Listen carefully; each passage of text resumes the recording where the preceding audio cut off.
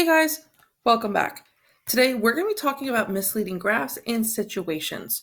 So, misleading situations, claims, statements are things that you often probably hear in the media every day. 4 out of 5 dentists recommend this toothpaste. This product will get rid of 80% of blah, blah, blah. It is a claim that is sometimes too good to be true, or it's a statistic that often sometimes can scare the reader. So, we're going to go into more detail of what all of that means. And the second type of misleading information we're going to be discussing are graphs. So, sometimes companies will put out graphs and say, wow, look how much growth there is in the company, or look how much success this product has. But you don't really ever see the labels for the X and the Y axis to tell you what's growing and at what rate. And there's a reason for that. And the reason is there is probably a good chance that the data could be misleading, meaning that the person who created this diagram is trying to make the reader believe something that is not happening or is just simply not true. So, ways to identify when a graph is misleading is if the intervals are not increasing at a constant rate. So, when you make a graph on the y axis, you have to label the y axis and it has to increase at a steady pace. So, if you start going 0, 1, 2, 3, 4, I'm increasing by ones. You have to continue that for the entire life of this graph. If you all of a sudden jump to 1, 2, 3, 5, 6, 14, 18, 19, 25. There is no order. That is one way that this could be misleading. By jumping intervals like that, you could really show growth or decrease or whatever you're trying to show, but it's not really there. Another way that a graph can be misleading is if it doesn't start at the origin.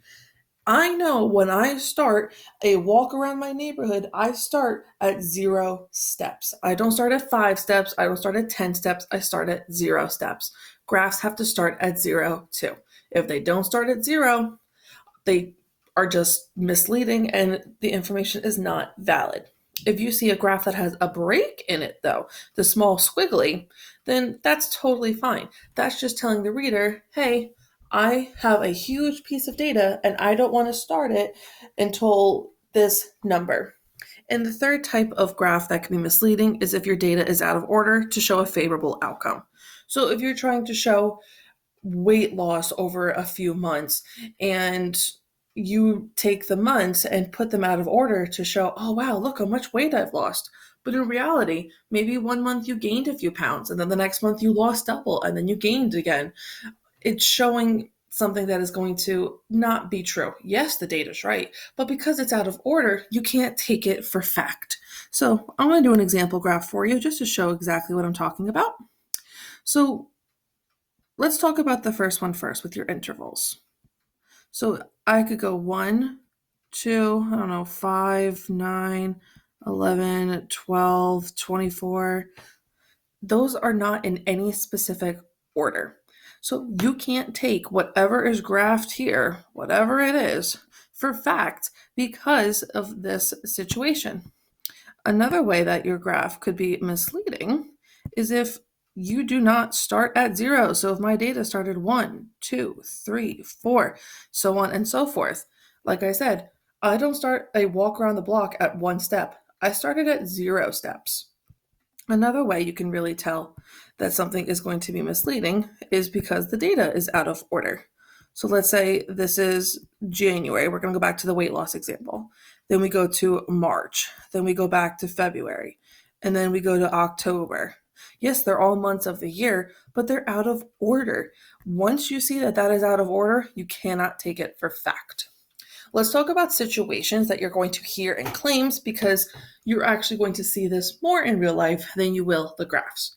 So an example of something that could be misleading is something that scares you really for no reason. So look at the first statistic. Now, these statistics are not true. I did not fact check these.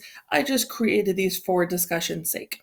So your chances of getting hurt in a car crash double at the age of 17. Oh my goodness, it's going to double. That's so scary. But what if at the age of 16, your chances of getting hurt in a car crash was 0.3%? doubling that would just be 0.06%. That wasn't too much of an increase, but the statistic made it sound like it was going to be a huge problem for you. That is one example of when a statistic could kind of be misleading. Another way is there's no data to back up the claim. So I don't have an example of that here, but an example of that would be something like if you eat, this product, you could, lose this much weight in this much time. Okay, where's the science to back it up? It's like, nope, we just have the claim. It'll just work. Just trust us. And you say, no, I want more information. They say, well, we don't have it. That's an example of something misleading. And this one is probably the most frustrating because you will see this one 90% of the time when a claim is too good to be true. So I know when I go out shopping, especially Black Friday, I'm hunting for all of those deals. I want to get the best prices. And if I'm walking by a shoe store and the sale is up to 50% off all the items in the store, I'm so excited. But you really shouldn't be because of this right here, this little part that says up to. If something is up to 50% off, there might be only 3 items that are 50% off, and the rest is 10%, 15%, 20%. They use that up to in order to lure customers in.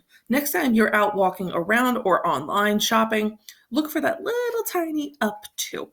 So that's one way that companies use marketing and font size actually to lure people in. It draws you into a false sense of sale and it really encourages customers to buy because they think they're getting this great deal. But now you know not to fall for it anymore. I hope that this video was helpful for you. Please like and subscribe to the channel for more, and leave a comment below if you have any questions for me. Make sure you share this video with a friend who you think could benefit from this tutorial. Thanks for watching.